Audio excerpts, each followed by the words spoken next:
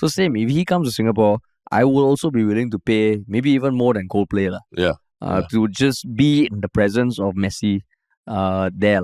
So if he wasn't to play, I would feel fucking pissed off. But you said be in the presence of Messi. He's there, what? No, on the bench. You are in his presence, right? Yeah, that's like saying you go to a Coldplay concert and Chris Martin is there, but he's sitting down. He's not singing. And he's not singing.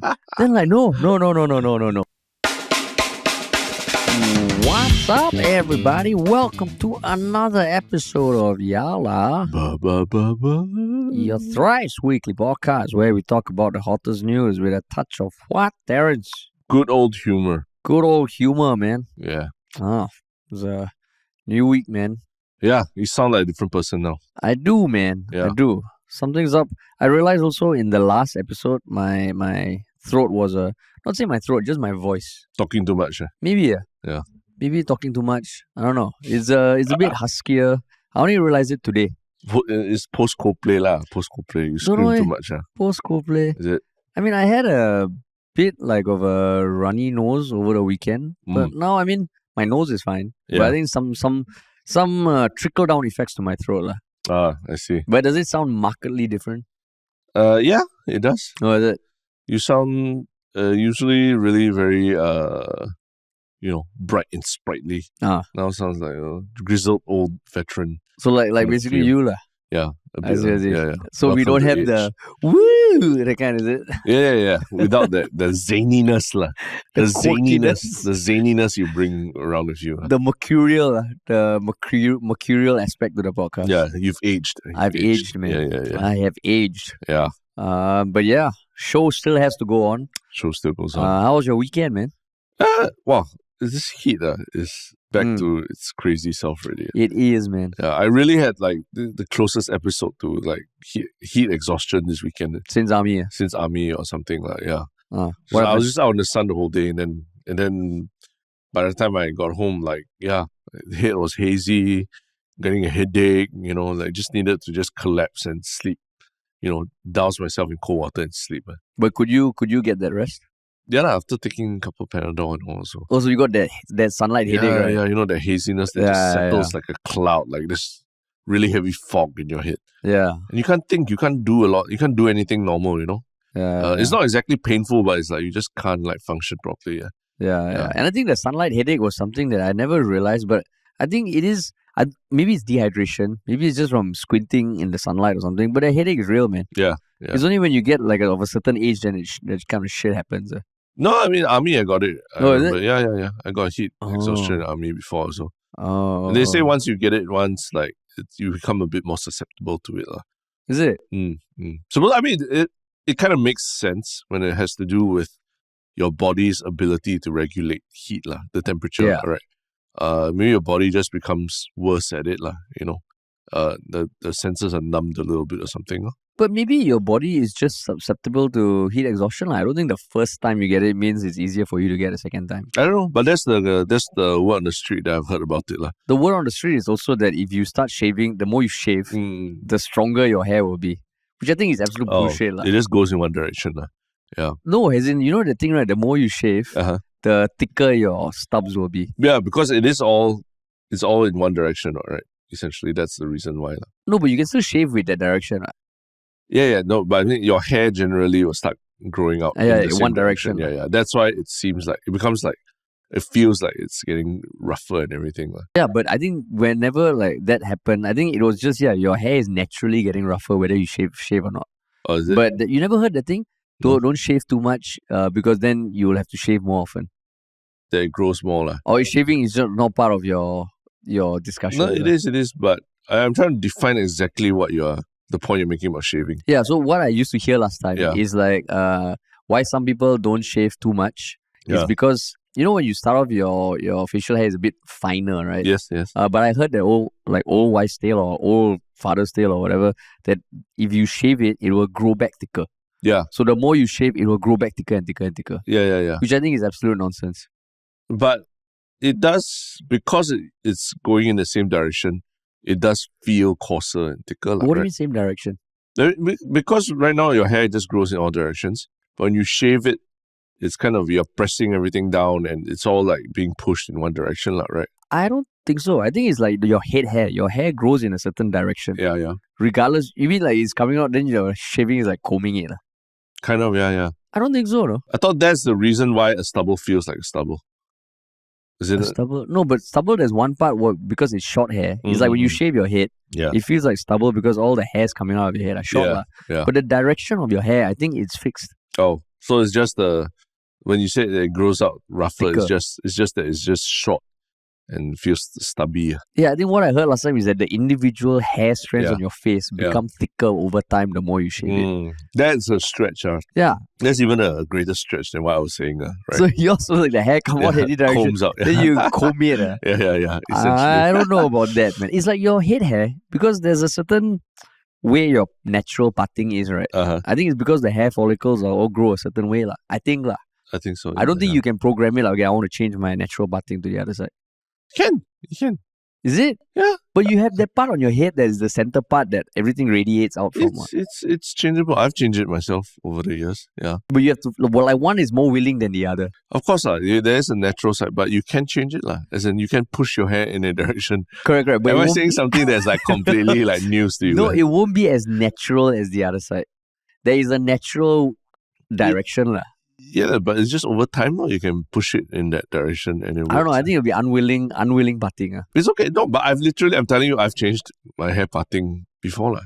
So it can do it. It can be done. It can be done. Really? Yeah. So maybe I'm not so wrong about the direction thing. Maybe there is an essence of direction. You think your hair just comes out like aimless hair all looking around, then you comb it in one way by shaving? Yeah. I don't think so. I don't think so. No, maybe we need to research that a little bit and come back. Yeah. That's why it seems like it's like we had a debate last week about swimming. Also. Did we talk about it on the podcast? No, on the podcast. No. All right, Terence, you have to. Yeah. It's just just go. As an aside, Harish and I last week we were having a discussion about how many people don't know how to swim. Yeah. And I think we both made an estimation based on our own understanding of it. Yeah. And what is your percentage of people who don't know how to swim? At least 40%. Okay. So mine was closer to 20. And we tried to boil down to understand why. And certain factors came up. Like race came up.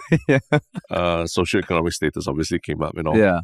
But we said, maybe we should take it to the audience and ask around what percentage of Singaporeans you think can't swim, right? Yeah, because there isn't a study on Singapore. There are global studies, but I would say like if someone could set up a poll or something on Reddit and try and answer it without doing research first. Yeah, because I think it's interesting the type of people you ask and their background and their responses. Because anecdotally, we have found that everyone has different thoughts. Yeah, and I think it stemmed from a discussion about swimming as an essential life skill, right? Yeah. Like how important is it for it to be taught to children or kids in schools and all that? Yeah, correct. Because you were saying that it's, of course, people need to learn it because it's a life skill. Yeah. For me, it was growing up. It was like, it's a want. It's not a need. Yeah. Basically, for you, swimming is like a luxury, right? Yeah, exactly. Whereas for me, swimming is like you must learn to survive. Yeah, correct. That's why I didn't learn to swim until I was like maybe 18 or 19. Yeah. On my own, I just happened to be staying with someone who had a pool, and every day I just tried to figure stuff out. Dog paddled and then figured it out. Yeah. So we thought the wisdom of the crowds would actually help us here. Maybe but maybe the hair combing thing is another thing. Yeah. Right? So the question is, does your hair have a natural direction? Yeah. Oh. Those are the kinds of things that we spend a lot of time thinking about. General knowledge. Yeah. But it has nothing to do with the topics for today. Correct. So we do have topics as always. Yeah. This week we'll probably have more topics because Parliament is sitting today. Correct. 5th February. The Monday episode before Parliament is always a funny one. Because we'll come up with the topics and we'll be digging quite a bit, trying to find. Then by the time we record, then by the time release, suddenly there's whole flood of news articles about other things that people are talking about. But it's okay. This is okay. I think we will see this as like the weekend hangover easing episode. Easing you into stuff that maybe won't be as polarizing as the Parliament news. Correct. But before we jump into that, what's the one thing that we always want to tell people? That if you're listening to this or watching us on YouTube, it'd be great, especially if you enjoy it, if you could just tell someone who may not have heard about us, because that's how we grow. We've been growing over the past few years. It would help if you subscribe on YouTube, follow us on Spotify, Apple, just so we can reach as big an audience as possible and help grow the podcast and the community. And if you want to work with us, email us at contact@ministryoffunny.com. Because we are looking for people to work with. Sweet. Okay. So, all right. Yeah, man. The first piece of news. It was something actually someone posted on our Reddit last week, but now it's gathered a bit more steam, a bit more discussion. And it is the news of the first Singaporean or the first person ever to be served a notice of intended designation under the Foreign Interference Law, which was passed last year, also known as the Foreign Interference Countermeasures Act, FICA. So I mean, like, it's not the most straightforward thing, and last year we hardly talked about FICA, right? Did we? I think it was debated like in Parliament, one session, right? But it was passed. Yeah. Did we talk about it? I believe we did. Oh, we did. We did. Yeah, because this was 2021. 2021. Yeah. Then, so basically, if I were to just simplify it, it is the powers that are given to the Singapore government to identify based on evidence or whatnot that a Singaporean or an organization is a politically significant person. Which just means that they have they are liaising or in touch with foreign political parties and have roles in Singapore that also can be quite influential. Right, something along those lines. Politically significant. So they could have significant influence on people in Singapore. So and basically it is up to the government or even a specific minister. In some way it is similar to POFMA, right? In some ways, yes. Yeah, and like, you mentioned that it was debated for a long time. I think when the bill passed, 75 voted yes, 11 voted no, and 10 abstained around there. And all 11 came from the opposition.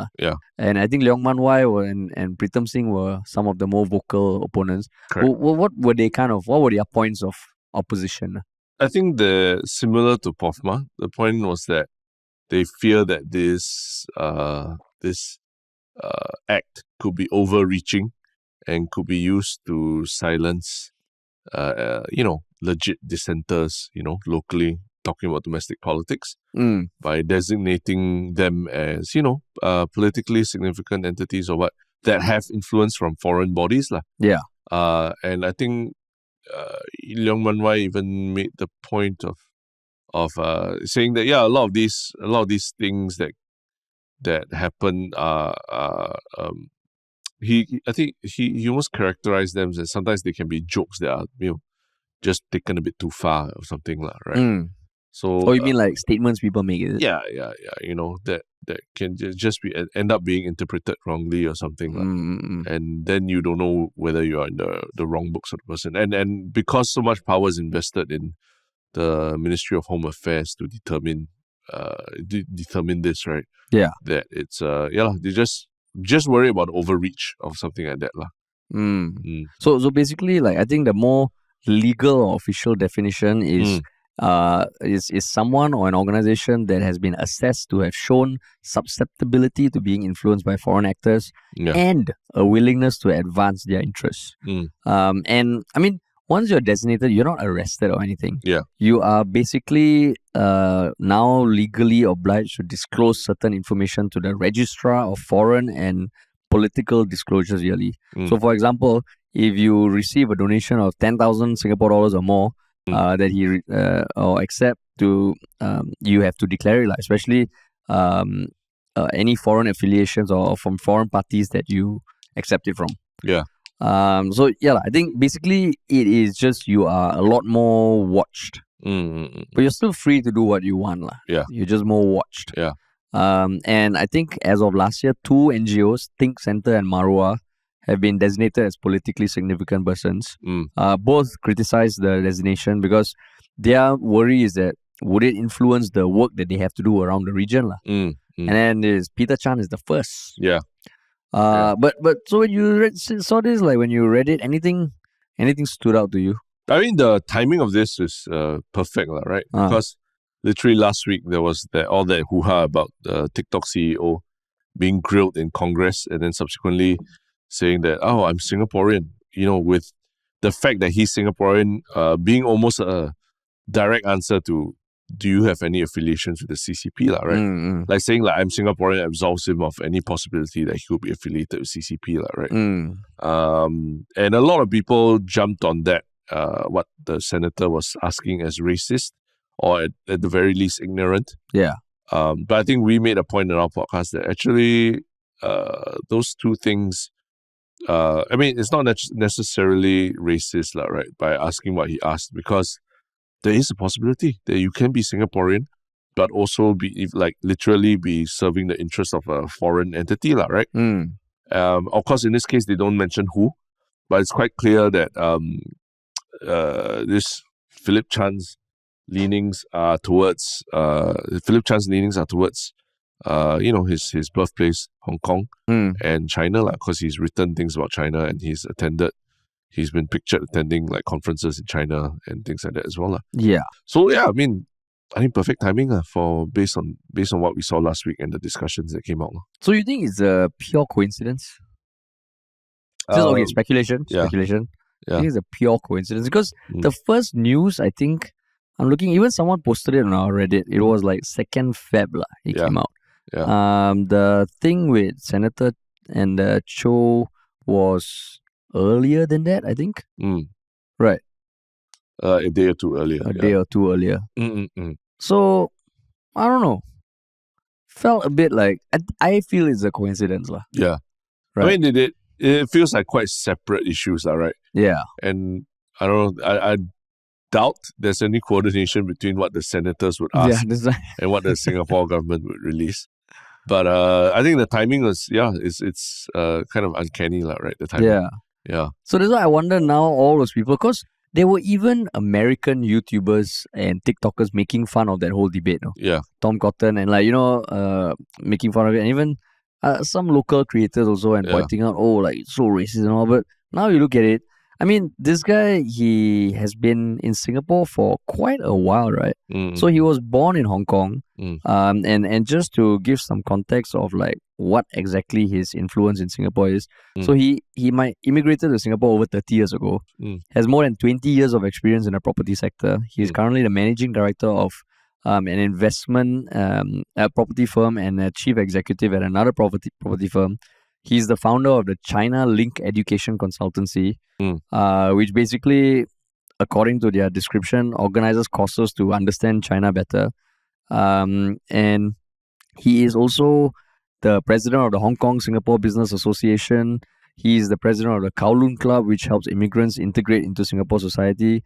He was a patron of Kampong Chai Chee Citizens Consultative Committee and the Bukit Timah Community Club Management. And he was a member of the Singapore SPD Resource Mobilization and Partnership Committee. Yeah. So he does more than, I would say, your average Singaporean. He does, yeah. And he's been in Singapore for 30 years now. Yeah. By all accounts, sounds pretty Singaporean. Yeah. And did you mention about the articles? No, not yet. Not even that. What about it? So, I mean, between April 2011 and May 2019, he wrote around 30 articles for Lianhe Zapao. And it's a regular column talking about, in the crossroads section. And the whole crossroads section in Zapao is, and I quote, to facilitate the understanding and integration of new immigrants into our community, fostering mutual understanding among Singaporeans. So basically strong links to China. Yeah. And apparently the tipping point was he was invited to some event last year, I believe. Yeah. One of 30 delegates around the world who was invited to, let me find out what exactly the event was. 2 sessions, is it? 2 sessions. What were the sessions? Okay, wait, let me pull it up. But basically, in some way, because I know FICA was very hotly contested, but in this case, sounds like it is a good thing. Right.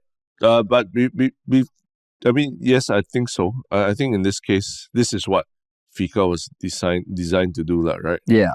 And I think in this case, it feels almost like there's many, it seems like there are many instances of this person,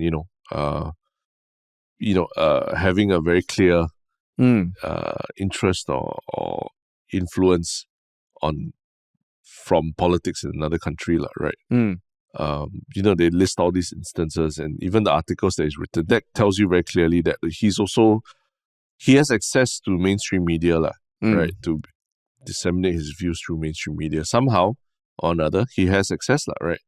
But the funny thing is, like, when you're reading the articles, like, I think, if I'm not wrong, you're quoting from the Today article, right? Yes. CNA or Today, yeah. But when you look at the Straits Times reporting of this thing, they don't really mention or really delve into the articles that he wrote for Cao Pao. Is it? Because it's all under our favorite newspaper company, Singapore Press Holdings, Media Trust, right? Yeah. So, I mean, it tells you, like, what each of them, what each of the publications are choosing to focus on this issue, right? Because it seems to me it's not just this Phillip, Mr. Phillip, who has a bit of answering to do, but also probably. You mean Peter? Oh, Peter. Is it his name Peter? Phillip Chan. Oh, Phillip shit. Chan, I was referring to him as Peter the whole time. Yeah, wrong. Yeah, it's Phillip Chan. Peter, yeah. Sorry, all Peter Chans out there. Yeah. This is Phillip Chan. Yeah. But it's not just Phillip Chan. I think we probably got to look into, like, how did he get such, such access to the mainstream media to be able to write these articles and all that as well. Was there any vetting in place or anything or any background checks and things like that? So there's hopefully something we can get answers from. Maybe in Parliament or something, we might hear something, I hope. I think that is also part of FICA, right? Like, they can mandate social media platforms to kind of reveal the identity of the people who create certain content. Yeah. I don't know how that extends to media publications. Yeah. But I mean, just now when you said in this case, okay, it has clear evidence that he has spent time in Singapore. Yes, he has positions of influence, and he also has very strong ties to China.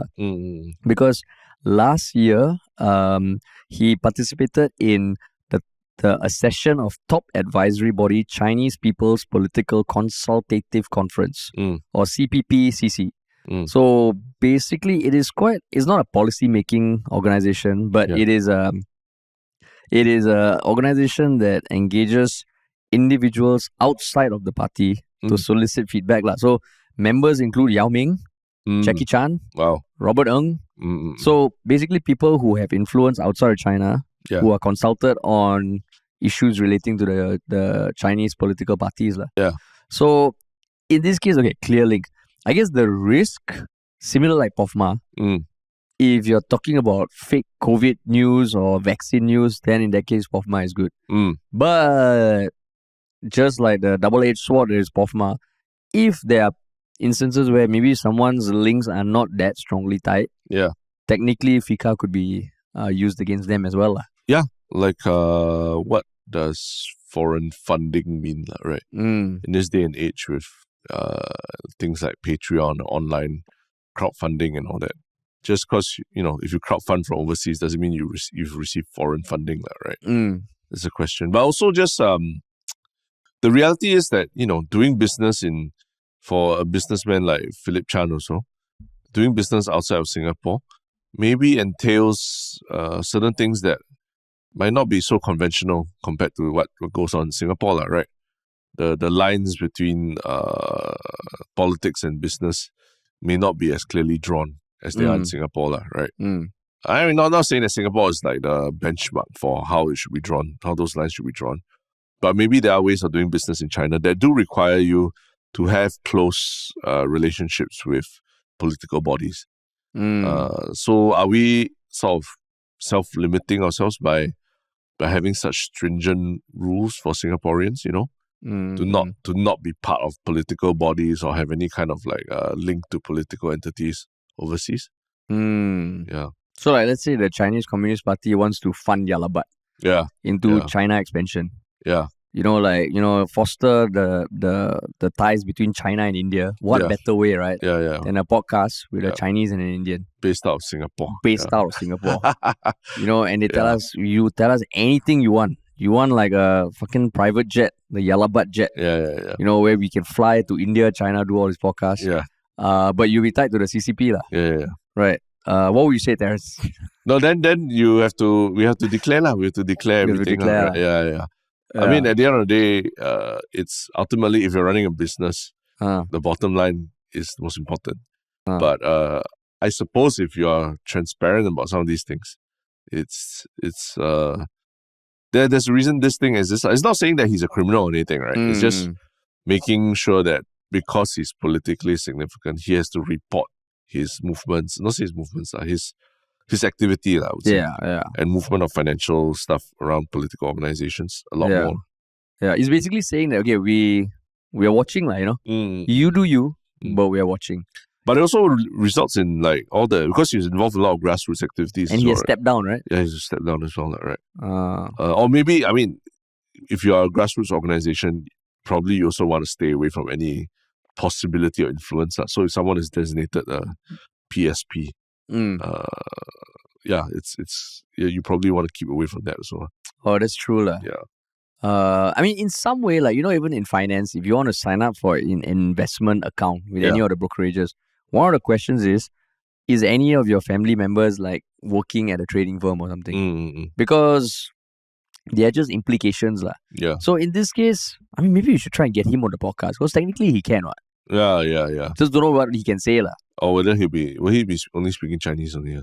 Oh yeah, then you cannot understand. They have to translate for you, right? Then you translate, Then you translate. Then it's really because, I mean, that's why I guess this thing is at this point is not causing as much debate as it did while the bill was being passed. Yeah. Because in this case, it's almost super clear that, okay, he kind of has ties to China, has been writing stuff to, further the mission of China. And has influence in Singapore. But then there's nowhere where there's a very clear statement of the criteria that would result in this, right? And that's the problem. That's the problem. Yeah. I guess on one hand, they can't, the MHA can't disclose it. Yeah. Because then people will just find ways to circumvent it. Yeah. I guess that's where it's scary. Yeah. So that's where I think the debate that's what it really focused on. Because I guess Pritam also was pushing for an independent council or something like that. Yeah. But yeah, so in this case, I mean, I guess the biggest takeaway is the timing, especially all the people online who said that, what you say, Sho just saying he's Singaporean already answers the question. Yeah. No, it does not. Yeah. It does not answer the question. And this is not even the first case of someone in Singapore who has had ties to a foreign entity, right? Yeah, correct. Interesting. Yeah. But yeah, so I know on Yalaba at least one person said, "Oh, can you explain what is going on here?" Hopefully that was illuminating. Yeah. But yeah. That's what you get with people who have a certain facade, and allegedly might have a certain facade as covert having covert communications with another country and all that. Yeah. But speaking of something having a facade, something that happened in Hong Kong where people expected one thing, did not get it, and they're furious now, and everyone's clamoring to try and figure out how to solve this PR crisis. And what is this big issue in Hong Kong? It is the news that over the weekend, Major League Soccer team Inter Miami, all the way from the US, who are doing their Asia tour, they were slated to play a Hong Kong select team. Yeah. And I mean, there was a lot of marketing ahead of it. MLS was bringing their full squad, which includes players like Sergio Busquets, Luis Suarez, and of course, Lionel Messi. But at the end of the day, when the game ended, neither Luis Suarez or Messi actually played. Yeah. Because of injury. Yeah. And during the game, the fans already were, booing and calling for a refund. After the game, there's a video of some guy kicking the head off a cardboard standee of Messi. I don't know, did you see that video? No, I've not seen it. No. Pretty accurate kick. He just whacked the head off Messi. I mean, of course, metaphorically, it's not the nicest thing, kicking the head off. Yeah. But So people are saying this is bullshit, and a lot of fans are pissed off. The South China Morning Post called the match the greatest letdown of all time. And so far, Inter Miami has not responded to. No, actually, they put out a statement, but for this website, CNBC, they have not responded for a comment. Yeah. So, Terence, as someone who has a very specific taste when attending live events and concerts, what's your take? My take is that this, I thought that this was just, fans being fans. They'll boo. But does that mean they'll stop supporting Messi or what? No, right? So my thought initially was that there wouldn't be any real repercussions from this. But apparently, as a follow-up, the Hong Kong government also said that the match organizers, Tatler Asia, may face a reduction in funding because they co-funded this event as well, right? Because Messi stayed on the bench. So there are real repercussions to this. Like someone is going to get less money because of this whole thing. Somebody going to get hurt real bad. Which actually makes me kind of happy.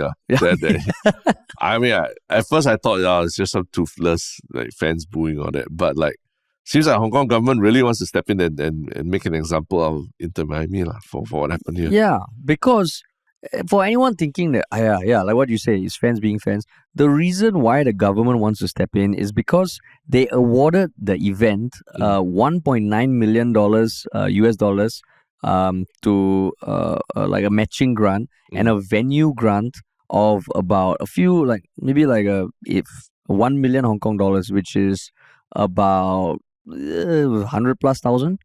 So significant funding. But the bigger issue is the tickets, right, were not cheap, no.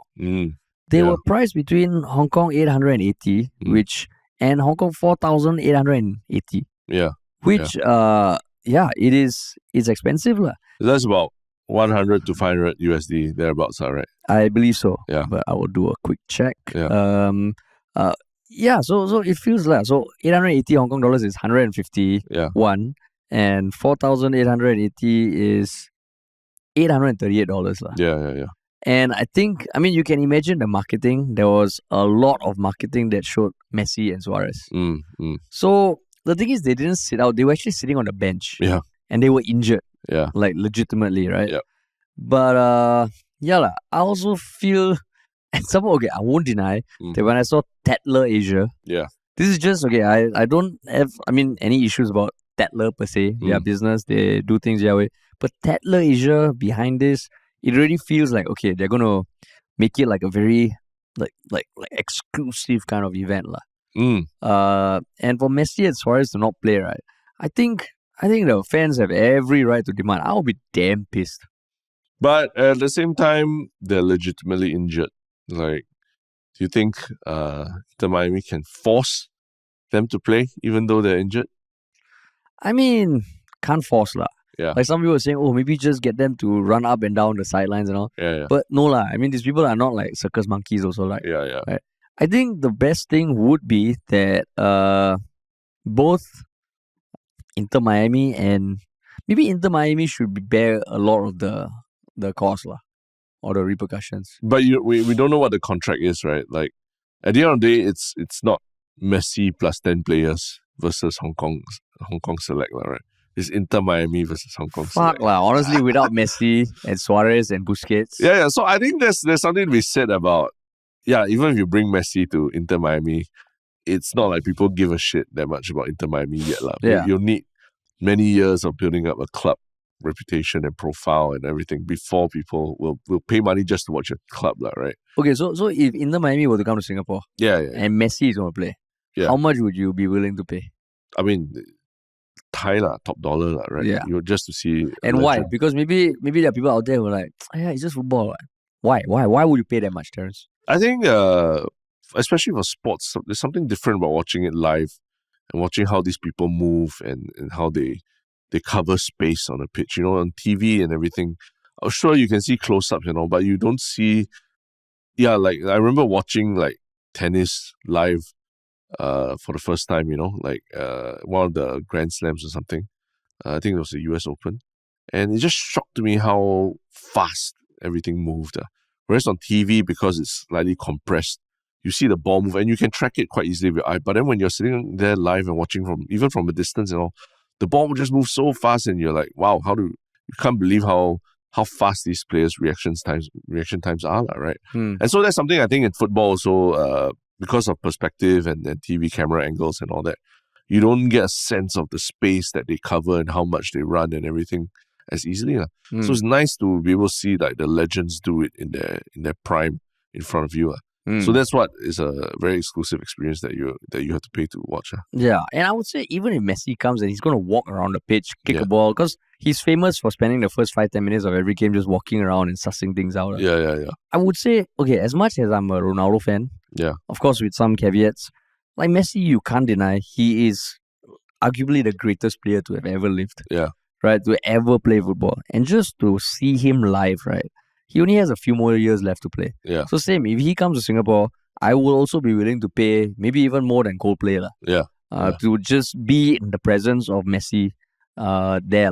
So if he wasn't to play, I would feel fucking pissed off. But you said be in the presence of Messi. He's there, what? No, on the bench. You are in his presence, right? Yeah, that's like saying you go to a Coldplay concert and Chris Martin is there, but he's sitting down. And he's not singing. And he's not singing.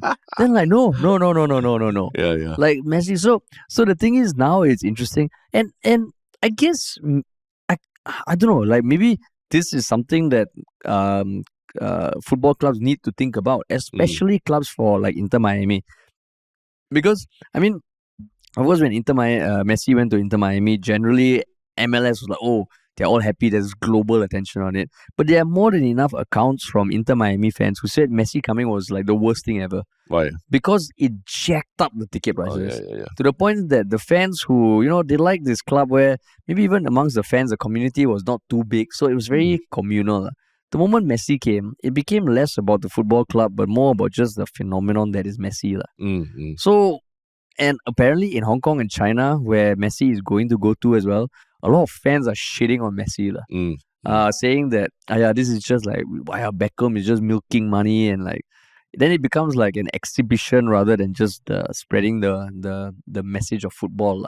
But it is an exhibition. It is. And it is about bringing like the name of Inter Miami. Like, if Messi wasn't playing Inter Miami, no one give a shit. Do you think they would have even made a Hong Kong tour happen? Like, no way. They might, if they're lucky, they even tour the US itself, right? So it's, I mean, in some way, it's a revenue generating thing, right? Confirm, right? For sure. And then I think this discussion of like, to what extent must pro athletes stretch themselves to satisfy fans' desires? There's also a very big debate happening in the basketball world now. Because just this year in the NBA, they've designated that to qualify for all the season awards and all that, right? MVP or top defender or whatever, the defensive player of the year and things like that. You have to have played a minimum of 65 games out of the 82-game season. Is it? Which comes out to about 80% now, roughly. So there's a whole big thing going on now where last year's MVP is now injured because he played while injured. He hobbled around and then someone fell on him and he got even more injured.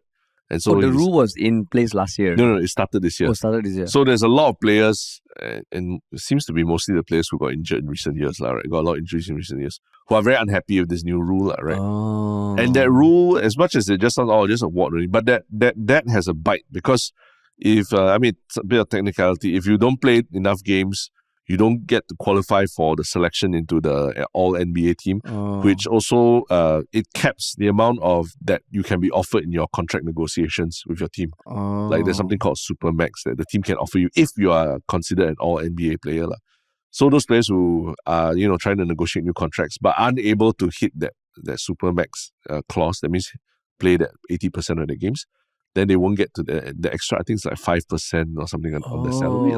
So that's a lot of money when you talk about the amount of money that they are signing these contracts for, like hundreds of millions, So, there's this big debate about, how much should we be forcing players to stretch themselves just to get awards, get bonuses, and please the fans. Because this was, I think it was also a direct backlash to the fact that teams were letting their stars sit out of games during the regular season to rest them for like the playoffs and everything, which pissed a lot of people. Of course, it was the exact same issue. Like, I pay money, to come and watch this basketball game, and you don't mention at all like that this player is not sitting out this game. I come and then he's just wearing street clothes and sitting on the court. So I think that's another thing about this thing. Do you think it would have been mitigated if, let's say, they were just very upfront that Messi wasn't going to play? That, like either at the start of the tour or something like that, they just make it clear Messi's injured, he can't play. I thought the injury was confirmed only like last week. They said, on the day itself, apparently, on the Sunday afternoon. I mean, even give them benefit of the doubt. Maybe like the week before. Yeah. What can they do? Exactly, yeah. No, I mean, but that's at least you manage expectations. The thing here is that it seems like they tried to just keep quiet about it all the way through the match. Even when people were thinking, he's going to come. He's wearing street clothes, but people are like, he could change out of it. No, he was wearing the Inter Miami. Oh, he was wearing the gear. He wasn't wearing street clothes. Okay. But he was sitting on the bench. But he was still like training on Saturday and everything in the stadium and all. So maybe what needed to have happened was maybe like if they knew in the afternoon already, they might, if they had at least just announced it, right, that this was happening. I don't know. Would you think that would have been better? I think would have been better. Maybe like people would have been, the anger would have been a bit more stretched out. Stretched out. And maybe it's also because this is like almost a new thing for football. Because basketball, would you say that basketball is almost, there's a lot more individuality in basketball than football? Yeah. There is, right? Yeah. So the star power, I guess, has more leverage there. Football, I think, with the rise of the MLS clubs that have these world superstars or like the Middle Eastern clubs, it is now becoming an issue. Yeah. So this is almost like uncharted territory for football. Yeah. Because, I don't know how it is in the US, but you mean there's no expectation that if you go there, you might not see your stars play, which is why I guess the rule was enforced. Yeah. It was precisely there's this term that has become quite ugly. It's called load management. That they used to justify why certain players sit out of games and things like that. I mean, that's a very real thing, right? Even in football, it happens. When you rest the player. Rested. Yeah.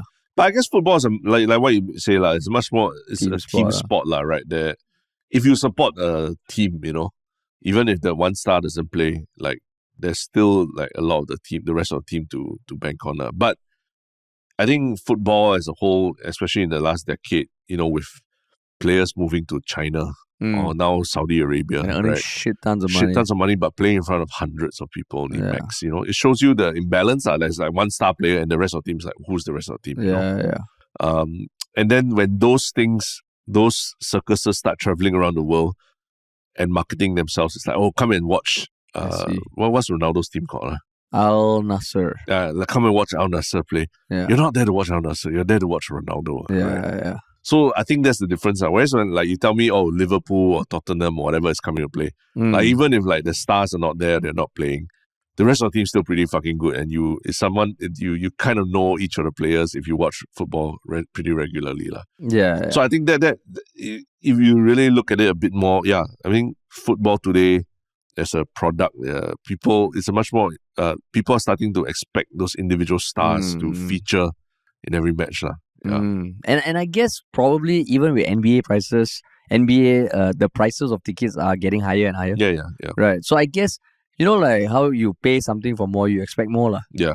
Right. If it's not too expensive, you go there, it's almost a bonus. But especially for this, it was being sold at $150 to $840. Yeah. It's crazy. And I think the tickets for Japan, because they are going to Japan also, was up to like a few thousand maybe.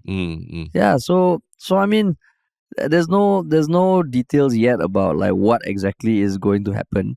I'm looking at the poster and Messi is literally the biggest person in the Hong Kong team versus Inter Miami CF . Yeah. So interesting because this is like a first time, at least in Asia, that this is happening. That this sort of stuff. I mean, interesting. You think they'll refund? No, the bigger question is like, will the Japanese fans, will there be like, people trying to sell tickets now because they think that Messi's not going to play? Yeah. There probably will be, Now that with this backlash there, maybe they will force Messi to play somehow. Like what you said, come on for 5 minutes. Play goalie. Something. Because like it's such an embarrassing backlash, right? For even David Beckham were booed and everything. Yeah. Yeah, because it just makes like Inter Miami seem like a money machine. Yeah. Oh, I mean, on the flip side, you could say that they protect their players. They take care of their players, everything. I thought, okay, maybe another way, right, is that you, rather than guarantee that Messi will play a match, right, maybe, he just needs to be more involved in those 3 days, or more fan involvement, as in, like, having... Would you care? I mean, if there's enough of Messi around in all these other days already, like, going to... You like Messi because of his personality. Yeah. Go to a primary school, maybe he'll do something. Like Ronaldo does in Singapore. Like when Ronaldo comes to Singapore, he doesn't play matches, right? He goes to a primary school, gives a talk and things like that. Yeah, right? But for people who pay tickets, you think I give a shit what Messi does in primary school? True. So I'm saying that maybe that ticket gives you that exclusive access to more events. But then his contract probably, I never signed up to go to primary schools. Yeah. So I guess that's the problem with having a star. Then Beckham from the sideline, fuck it lah. They don't get Messi, they get me. Then he change and go and play. Yeah, exactly. So I think like that, because it's a bit more like a traveling circus kind of, really, they kind of got to have things to mitigate the real problems when players are injured and all that. Yeah, but I don't like the way football is going like this. Why? All these teams where they're just throwing money to bring a superstar in, and it really becomes like, that's one thing that I never liked about the NBA. It's always about the individual, and I never liked that. But now football is, at least outside of the major leagues, is really becoming like that. I don't like it. Wait, are you conflating your criticism of the sport of basketball with the NBA, or what? Saying that basketball is an individual sport? No, nothing to do with basketball as a sport. I think it was not even just basketball. Now the cult of the individual across everything, sports and companies and all that, is just becoming a bit much. And I think football, I've always loved it because, you will always have star players, but the team is what matters most. But now you're getting these clubs where it's just like, this club is shit, but they have a star there, and it's just like ruins it. Then you should be fucking happy about Manchester United now. They got no stars. Their stars are all like below 21 years old. Yeah. And they're the antithesis of like the Ronaldo era, right? Yeah. Like one star player. In fact, the only people performing well are the young people. Yeah. All the so-called like somewhat stars are just jack shit. Yeah.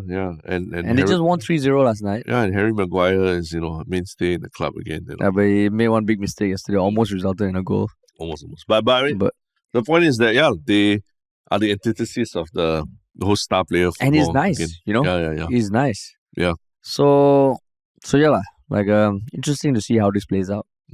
So would you have, like, if Coldplay, if Chris Martin had sore throat or something like that, and then he can't sing certain songs, so he say, okay, can the audience sing for me instead? Would you be happy with that? I mean, the whole concert he don't sing. No, he sings for the songs that are okay lah, but then when he has to hit those extra high notes, then he like holds out the mic to the audience. How would you feel about that? I mean, if he does it once or twice, it's okay. He did that once or twice, but if it's half the fucking concert, I'm like, dude, way back when Michael Jackson came in 93 or something, the first day he performed, second day he was sick. Yeah. And then we all had to come back a few days later. Yeah. And that was like, okay lah, like, I can't remember people were pissed. I loved it because I got to skip school again. Yeah. And I think right now, I don't know, when like Justin Bieber canceled his tour, people were refunded, right? Probably, yeah. Right. Yeah. So, in this case, don't know. It's well, I don't think you should be forcing players to play while injured, but you have to find ways around, like, you do a club tour and then your star player doesn't play. And like, to be fair to Tadler also, I don't think they can refund. Yeah, there was a match, right? As promised. There was a match. And just to refund, it would probably like destroy their company. But now, the government cutting funding for the whole thing. But cutting funding, at least it's, I don't know, the ticket sales sounds like there were 40,000 people. No? Oh yeah, true. Yeah. So there's no way they can refund. If you refund the people who paid a bit more, then you kind of fuck lah, Yeah. Probably, if anything, to come back again lah. Yeah. Get them to come back again. And if you bought a ticket, you can buy at a cheaper price. Yeah. So that'll be one thing. We solved it. We solved it for Messi. Yeah. Maybe lah, but yeah lah. We'll see how that plays out. We'll see. Cool, man. Cool. Yeah. And what is your one Shiok comment of the weekend? let me pull it up to you. Yeah. Oh, so it was a comment on the latest podcast on Reddit, episode 488 about the TikTok CEO show being grilled by Tom Cotton. So commenter KCPLSKY Kaplisky just pointed out something that I thought was an interesting thought. I mean, they wrote a long post and they also kind of like echoed what we were saying about how Tom Cotton's questions were not necessarily racist. But he did point out that like one possible reason why Tom Cotton could be suspicious of Show is that he has a lack of a Singlish accent. Which I don't know, man. Like they will even say maybe in future responses you should throw in a bit more Singlish. Yeah. Just to really sound Singapore. I don't think that would change things. And I also don't think, I mean, some of my own friends, they've been Singaporean, like born and bred, but they don't have the most Singaporean accent. Yeah. So I don't know. But I just thought it was an interesting thought that I never thought of before. So cheers to your very long and well thought out comment. Casey Plisky. Kaplisky. Yeah. What about you, man? From the same podcast also on Reddit. From Kali Wali Habibi. There's grounds for confusion if entities use Singapore in their names. I think there was a discussion about the Singapore Repertory or Singapore Theatre Company, right? Using that name. So there's grounds for confusion if they are not officially or deemed to be representing Singapore or its people.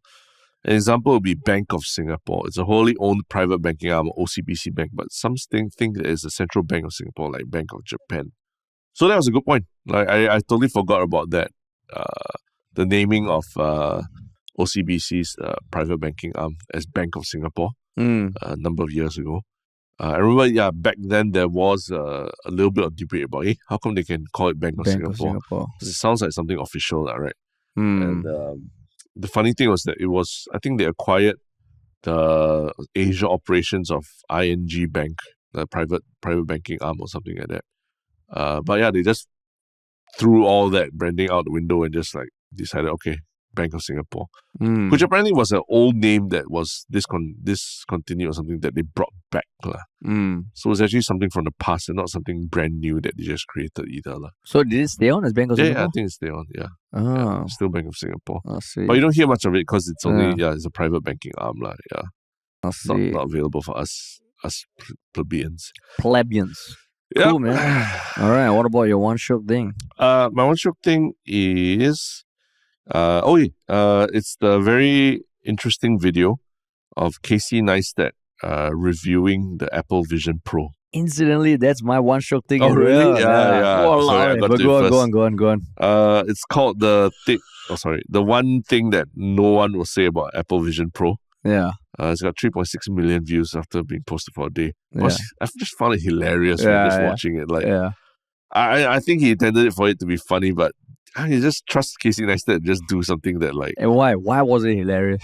Because rather than just sit down in front of the camera and just review the Apple Vision Pro being used in his living room or what, he just wore it and just went around New York City, was skateboarding with it, was taking a subway with it, and just filming people's reactions to him doing that. And that reminded me a lot of us, like last time on the street when we do all these street pranks and all these things. Yeah. But he still made some good points about the Apple Vision Pro and what it means for the future of computing. So, I thought it was just a return to form for Casey Neistat. Yeah, it's fucking like, it's such a simple idea. Yeah. But the way he did it, because one big thing about the Vision Pro, unlike say Oculus Rift or something, is you can wear it and see the world with overlays, right? Yeah. And I think the point he was making, which he said at that point in time, no other reviewer had done. I mean, he gave props to MKBHD, which his video has 20 million views already. Yeah. But that was a very technical breakdown, which I haven't watched yet. Yeah. But Casey Neistat said the most beautiful thing for him was that he was sitting at Times Square and he was having a video of Mr. Beast playing along with his desktop. Yeah. And he said that's when it clicked that the power of the Vision Pro is not sitting at home and doing all this, it's being in the outside world and doing it. I just found it funny how he was watching Mr. Beast videos of all things. And there's the most random clips, like just standing there as the train doors are opening and then replying the message, but he's really a master of YouTube. And I think everybody who's had some interest in Division Pro should watch it because like what you say, it's return to form for Casey Neistat. Yeah, it was then funny. Fucking great. It was great. But so that was your one Shiok Thing. Yeah, I got one Shiok Thing and also. then we have a combined one Shiok Thing. Combined one Shiok Thing, man. But yeah, cool. That's all we have for today. Yeah. I'm sure the next few episodes will be interesting given what is unfolding in Parliament. Yeah, I'm seeing it already and it's like interesting. Yeah. Oh, is it? Yeah. All right, cool, man. So until then, if you enjoyed the podcast, please share the love. Leave us a review on Spotify. I think we are at 1.1k reviews on Spotify, rating 4.8. Yeah. On Apple, join our subreddit, follow us on social media. And if you want to work with us, what should they do, Terrence? Email contact@ministryoffunny.com. Sweet. All right. Thanks for listening, everybody.